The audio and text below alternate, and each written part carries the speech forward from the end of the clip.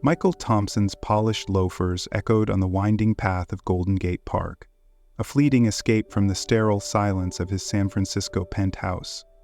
At 47, he was the formidable CEO of Thomson Tech, a digital empire forged through his intellect and unyielding ambition.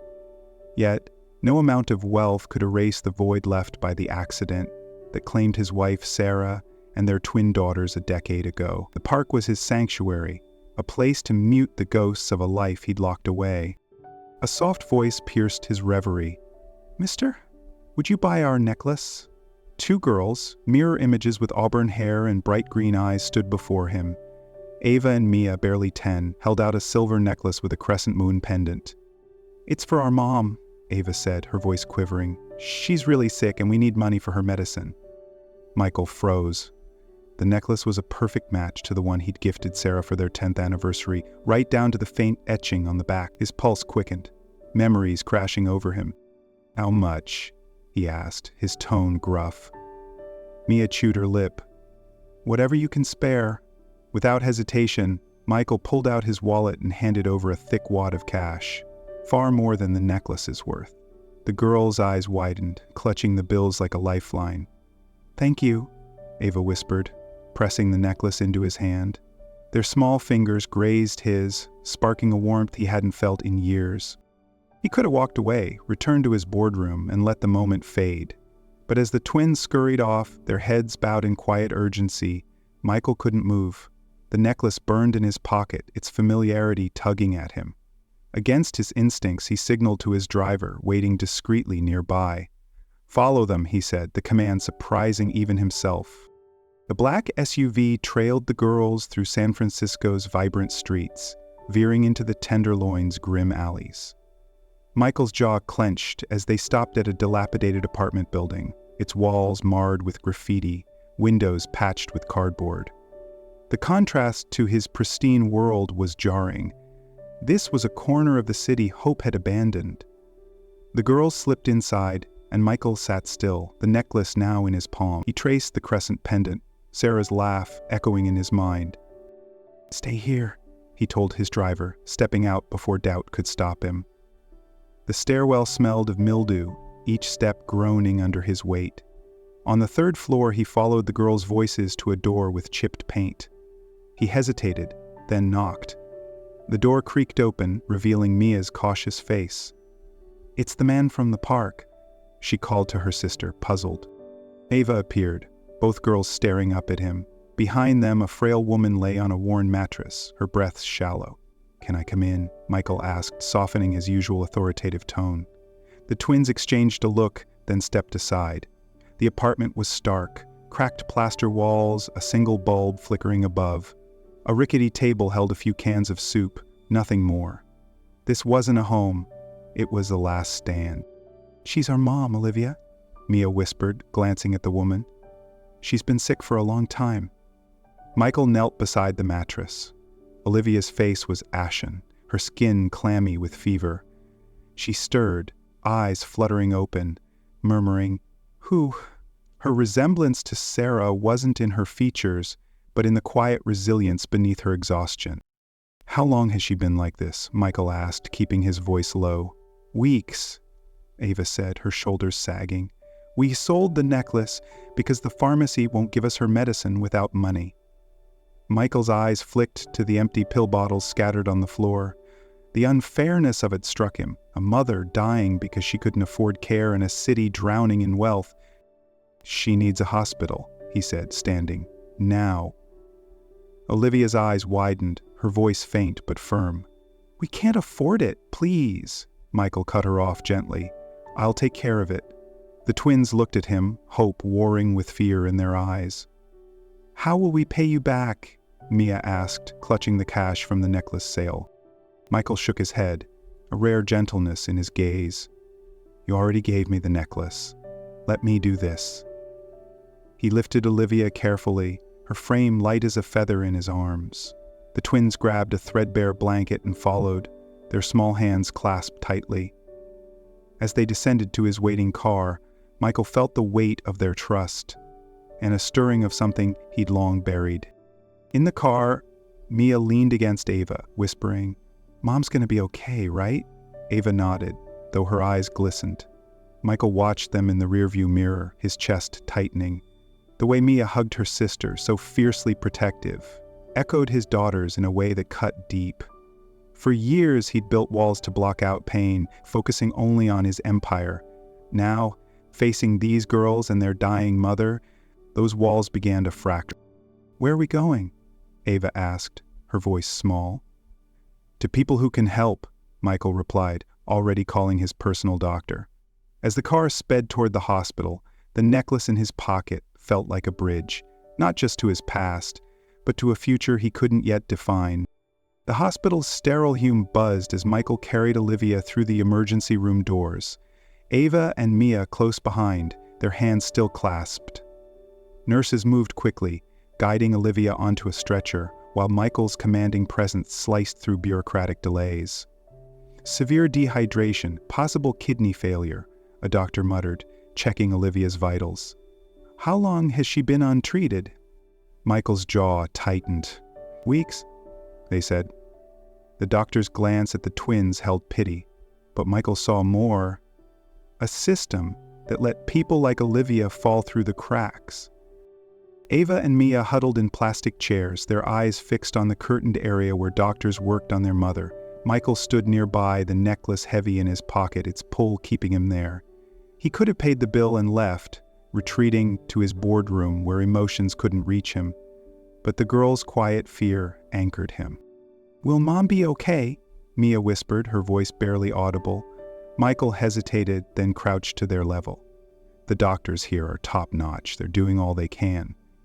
His words felt thin, but Mia nodded, clinging to the hope he offered. Ava, more reserved, studied him. "Why are you helping us? You don't know us." The question hit hard. Michael opened his mouth, but no simple answer came. "Sometimes people need help," he said, sidestepping the truth. That their necklace, their faces, their desperate love for their mother had cracked open a part of him he'd sealed shut. Ava's gaze lingered, but she didn't push further. A nurse approached, her tone kind but firm. "We're admitting her. She needs immediate dialysis." Michael nodded, signing forms and providing his insurance details with the precision of a man used to fixing problems. But as he glanced at the twins, he knew this wasn't a problem money alone could solve. Olivia's condition was grave. Chronic kidney disease, the doctor later confirmed, requiring ongoing treatment. Without it, she wouldn't survive. Michael overheard a tense exchange at the reception desk. A man, weary and desperate, begged for his daughter's treatment. "No insurance, no payment," the clerk said flatly. The man's shoulders slumped, defeat etched in his posture. Michael's stomach churned. This was the world Olivia and her girls lived in, a world where care was a luxury, not a right. The injustice gnawed at him, stark against his life of excess. Back in the waiting area, Mia's head rested on Ava's shoulder, both girls fighting sleep. "You need rest," Michael said, his tone softer than he intended. "Come with me." They hesitated, glancing at the curtain shielding their mother. "She's stable for now," a nurse assured. "You can see her soon." Reluctantly, the twins followed Michael to his car, clutching their blanket. The drive to his Pacific Heights mansion was silent, the city lights blurring past. His home loomed ahead, a sleek fortress of glass and steel, its opulence almost absurd compared to the twins' apartment. As they stepped inside, Ava's eyes widened at the marble foyer and soaring chandelier. "You live here alone?" she asked, her voice tinged with awe and disbelief. "For now," Michael replied, leading them to a guest suite larger than their entire home. The twins paused at the door, their blanket held tightly. "It's just for tonight," Michael added, sensing their unease. "Until your mom's better." Mia nodded, but her eyes were distant, worry etched into her young face. After saddling them, Michael retreated to his study, the necklace now on his desk. He traced its crescent pendant, memories of Sarah flooding back, her warmth, the way she'd worn it daily. The twins' resemblance to his daughters wasn't just physical, it was their fierce love for their mother, their willingness to sacrifice everything. He'd built Thompson Tech to escape pain, but tonight, Pain had found him again. A soft knock broke his thoughts. Mia stood in the doorway, holding a crumpled paper. "I drew this for you," she said, handing him a sketch. It showed 4 stick figures, Olivia, Ava, Mia, and Michael, standing under a moonlit sky. "You're like a hero," she said shyly. "Thank you for saving Mom." Michael's throat tightened. He wasn't a hero, he was a man fleeing his past. But looking into Mia's trusting eyes, he felt something shift, a desire to be more than the distant CEO. "You're welcome," he managed, his voice rough. Mia smiled, then darted back to her sister. Alone, Michael stared at the drawing. The hospital's inequities lingered in his mind. The man turned away, Olivia's empty pill bottles, the twins' desperate sale of their mother's necklace. He'd spent years ignoring the world's unfairness, hiding behind wealth. Now, with 2 girls sleeping under his roof and their mother fighting for her life, he couldn't ignore it. Helping Olivia wasn't enough, he needed to do more. The question was whether he could open his heart without shattering it again. Morning light streamed through the mansion's tall windows, casting soft patterns across the guest suite where Ava and Mia slept. Michael stood in the doorway, coffee in hand, watching their peaceful faces. Their small forms curled together under the plush comforter, a reminder of how fragile their world was. Last night's hospital chaos lingered. Olivia's frail body, the man denied treatment, Mia's drawing on his desk. For years, Michael had lived in isolation. But these girls and their mother had slipped past his defenses, stirring emotions he'd buried. Downstairs, the housekeeper, Mrs. Evans, prepared breakfast, her efficiency tinged with curiosity about the unexpected guests. "They'll need clothes," she noted, eyeing the twins' worn sneakers. Michael nodded, already texting his assistant to arrange essentials. He wasn't sure why he was doing this. Housing strangers, canceling meetings to stay near them. It wasn't just the necklace. It was Ava's guarded eyes, so like his own, and Mia's unshakable hope. The twins appeared in the kitchen, hesitant but lured by the scent of waffles. "Is Mom better?" Ava asked, her voice sharp with worry. Michael set down his phone. "She's stable. The doctors are taking good care of her. We'll visit this afternoon." Mia's shoulders eased, but Ava's gaze remained wary, as if trusting him was a gamble. They ate quietly at first, the clink of forks loud in the vast dining room. Then Mia pointed to a chessboard on a shelf. "Do you play?" she asked, her eyes brightening. Michael hesitated. He hadn't touched a chessboard since his daughters, who loved the game, were alive. "I used to," he said, his voice tight. "Can you teach us?" Ava added, her tone challenging. Against his instincts, Michael agreed. They moved to the living room, the chessboard between them. As he explained the rules, the twins leaned in, their curiosity warming the room's cold air. Mia giggled when she toppled a pawn, and even Ava smiled when Michael let her take his bishop. For a moment, the mansion felt alive, filled with something beyond echoes of his past. Later, at the hospital, Olivia was awake, her face still pale but her eyes clearer. The twins rushed to her, careful not to disturb the IV lines. "Mr. Michael took us to his house," Mia said, words spilling out. "It's huge, Mom!" Olivia's gaze met Michael's, a mix of gratitude and unease. "I don't know how to thank you," she said softly. "You shouldn't have to do this." "You'd do the same for them," Michael replied, nodding toward the twins. Olivia's lips twitched a faint smile. "Maybe. But most people wouldn't." Her words hung between them, a quiet nod to the world's indifference, a world Michael had ignored, until now. That evening, back at the mansion, Michael found himself opening up to Olivia over hospital coffee. The twins were with a nurse, giving them a rare moment alone. "Why are you really helping us?" Olivia asked, her voice gentle but pointed. "It's not just the money." Michael stared into his cup, the question cutting deep. He could lie, call it charity, but Olivia's steady gaze demanded honesty. "The necklace you gave the girls to sell," he began, his voice low. "It's identical to one I gave my wife, Sarah. She and our twin daughters died in a crash years ago. It wasn't an accident. A rival sabotaged my car to ruin me. I had them jailed, but it didn't bring my family back. His hands clenched, old anger flaring. I pushed everyone away after that. Olivia's eyes softened. That's why you're so guarded. She paused, then shared her own story. My husband died of leukemia when the girls were 5. We lost our home, my teaching job, everything. The system doesn't care about single moms with sick kids. We've been scraping by ever since. Her words hit like a wave, exposing the unfairness she'd endured. Michael had built an empire on control, but Olivia's life was a testament to resilience against a rigged world. You're stronger than I am, he said quietly. I hid from my pain. You fought through yours. That night, Michael couldn't sleep. He wandered to a locked room at the mansion's far end, a place he hadn't entered since the crash. Inside were his daughter's things.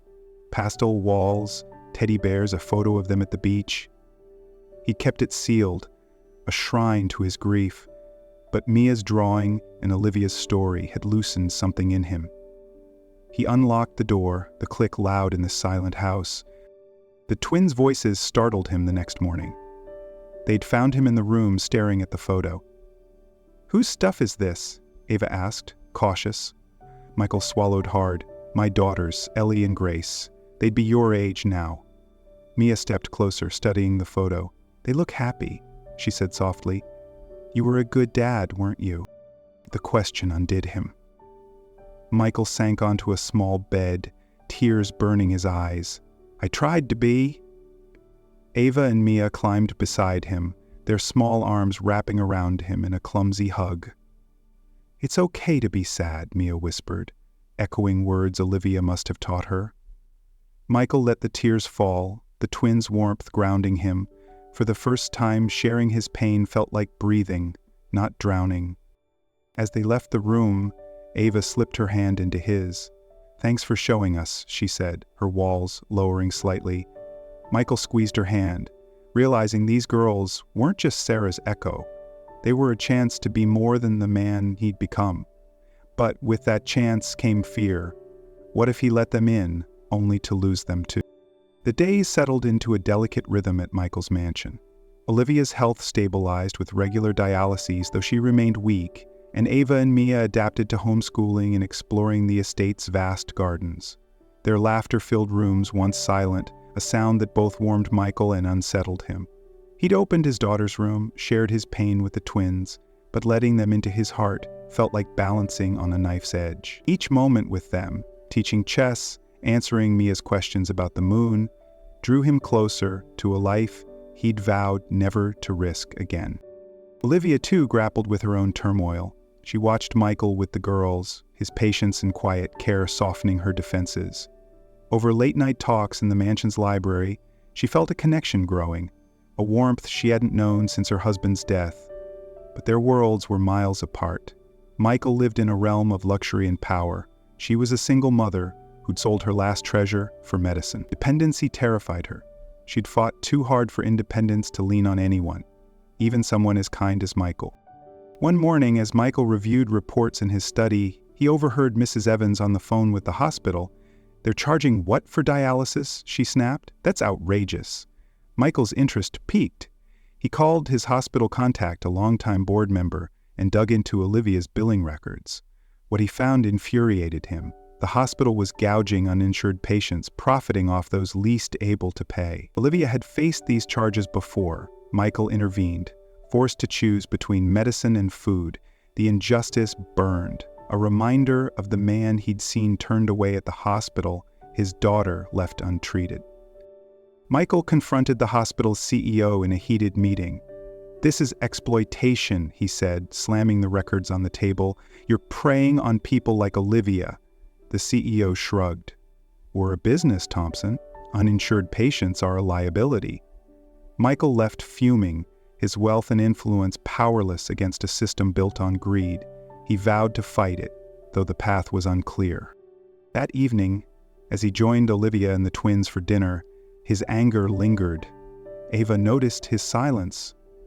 Mr. Michael, you okay? She asked, her fork hovering. He forced a smile. Just work stuff. But Olivia's sharp gaze caught his. Later, when the girls were asleep, she found him on the terrace staring at the city skyline. "What's wrong?" she asked, her voice gentle but firm.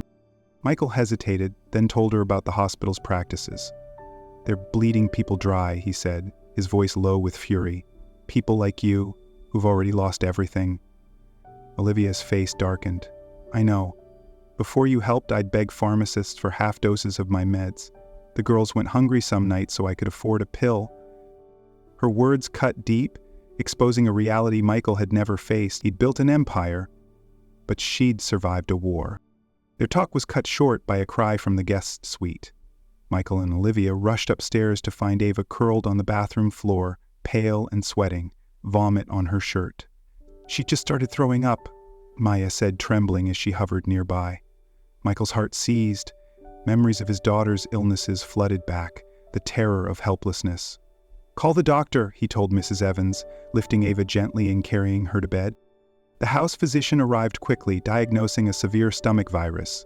"She'll recover with rest and fluids," he assured, but Michael couldn't shake the panic.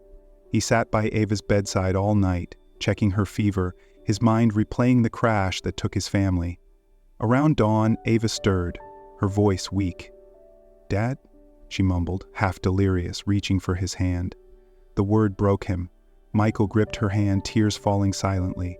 "I'm here," he whispered, the promise heavy. By morning, Ava's fever broke, but the moment lingered. Mia, curled on the next bed, had heard her sister's word. "She didn't mean to call you that," she said, protective.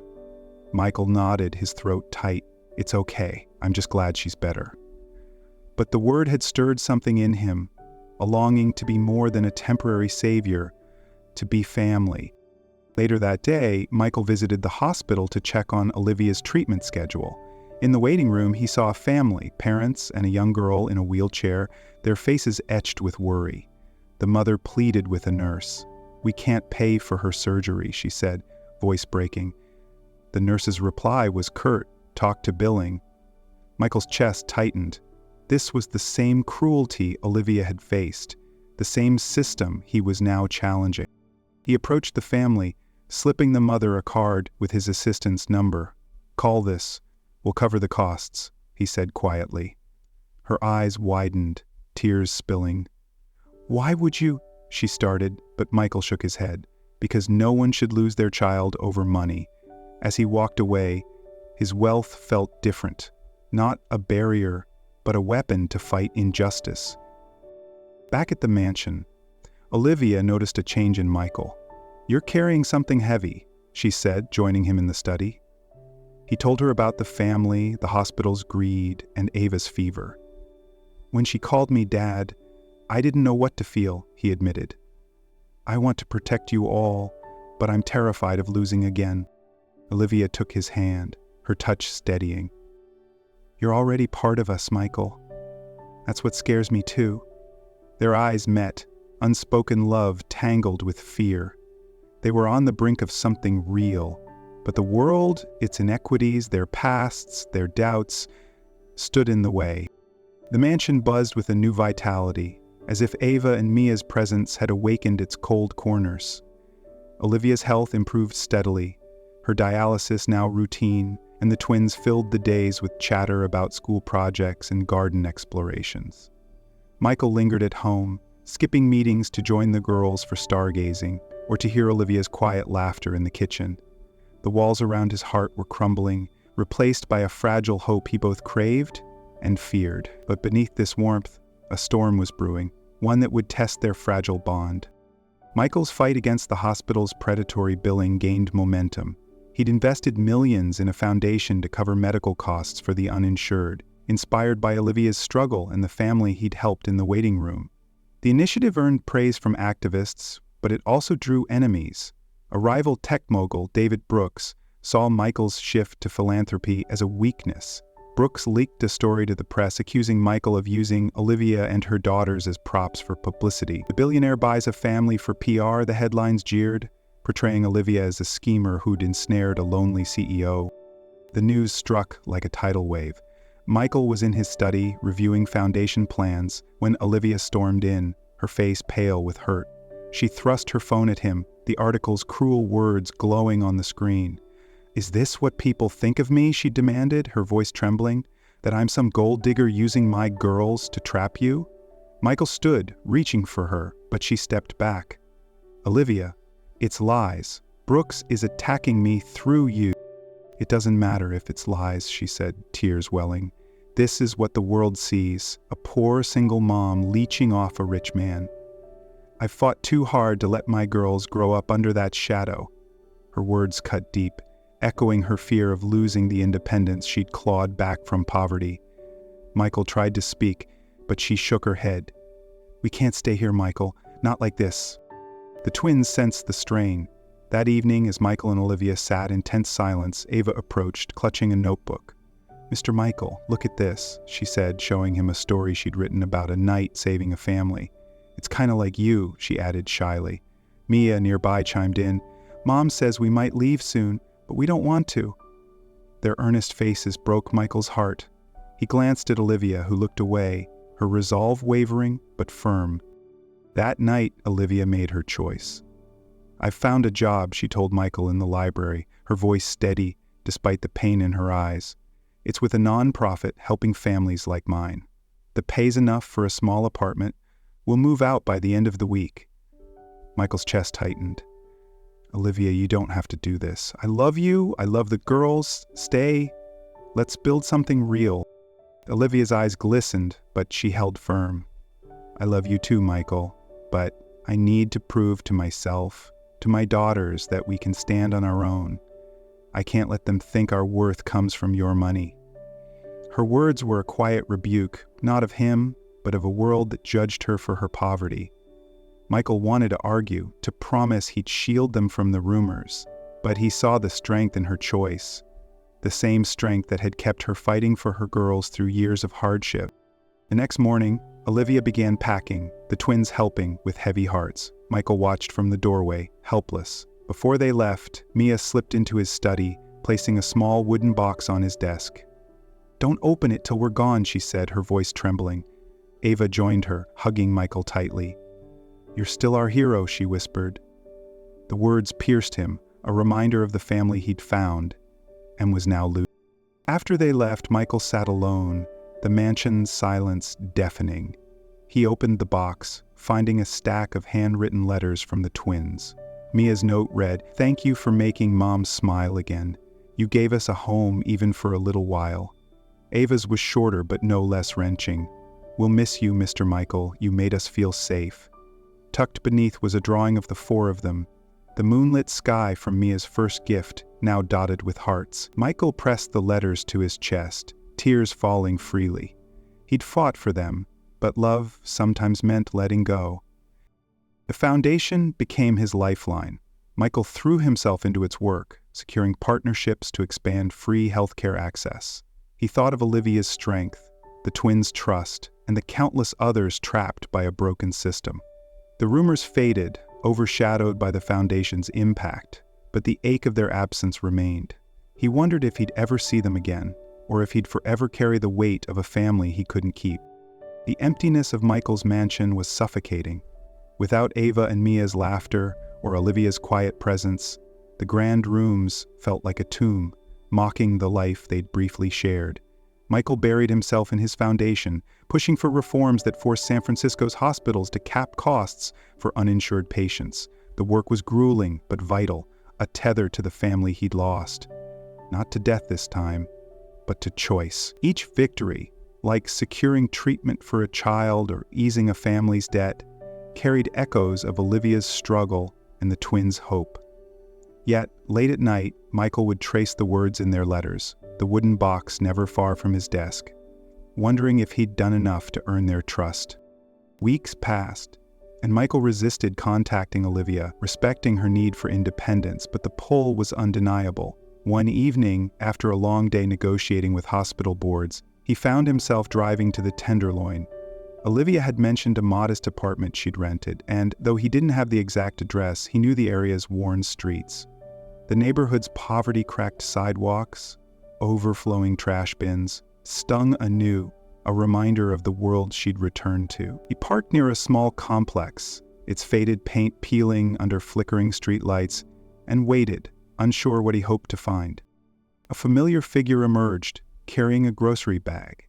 Olivia, stronger now, her steps steady despite the weight of her load. Michael's heart ached at her resilience, the same fire that had drawn him to her. He stepped out, calling her name softly. She turned, surprise flashing across her face, then softened into a cautious smile. "Michael," she said, setting the bag down. "What are you doing here?" "I had to see you," he admitted, his voice raw. "You and the girls, you're still part of me." Olivia's eyes glistened, but she held his gaze. "We're okay, Michael. The job's good, the girls are back in school, but we miss you." Her honesty disarmed him, and for a moment they stood in the quiet, the city's hum fading around them.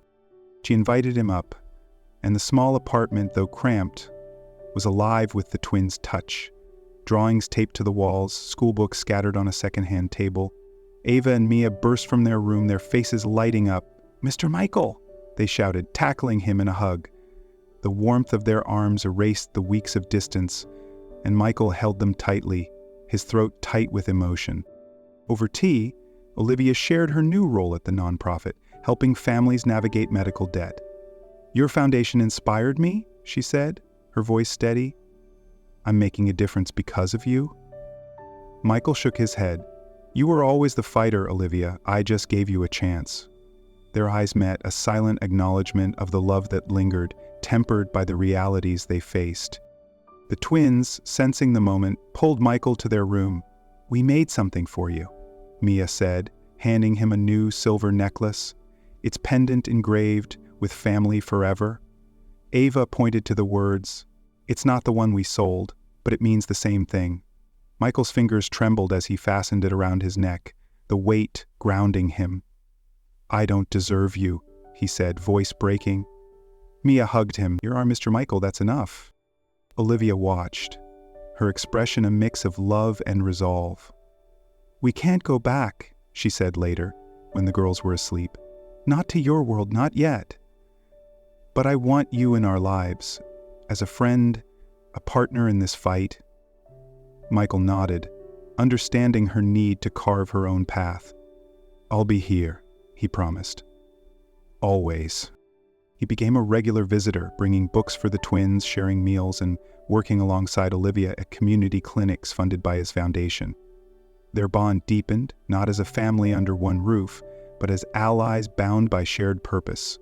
Michael saw the twins thrive, Ava's sharp wit shining in school debates, Mia's art winning local contests, and Olivia grow into a leader, her voice amplifying the voiceless. Yet, the fight against systemic injustice was far from over. For every family they helped, countless others faced the same barriers. Olivia had sky-high medical costs, job loss, eviction. Michael poured his wealth into the cause, but the scale of the problem humbled him. One night, standing in Golden Gate Park, where it all began, he watched Olivia and the twins chase fireflies, their laughter a fleeting light in the dark. He felt both pride and a quiet ache, knowing he'd never fully bridge the gap between their worlds. The necklace hung against his chest, a reminder of what he'd gained and what he'd sacrificed. Michael had found purpose, love, and a family, in all but name, but as he gazed at them, a question lingered. Would this be enough to heal the wounds of his past, or would he always carry the shadow of a life just out of reach? This story of Michael, Olivia, and the twins hits hard, weaving love and purpose from pain, yet it leaves me torn. I admire Michael's transformation and Olivia's fierce independence, but the open-ended ending feels raw. Real life rarely wraps up neatly, and that's both its beauty and its sting. I believe their choice to stay connected without merging lives respects their truths, but part of me wonders if they could have fought harder for a shared future. What do you think? Did they strike the right balance, or should they have risked more? Share your thoughts below. I'd love to hear your take. Thanks for joining me on this emotional ride. If this story moved you, hit like, subscribe, and ring the bell for more heartfelt stories. Let's keep the conversation going.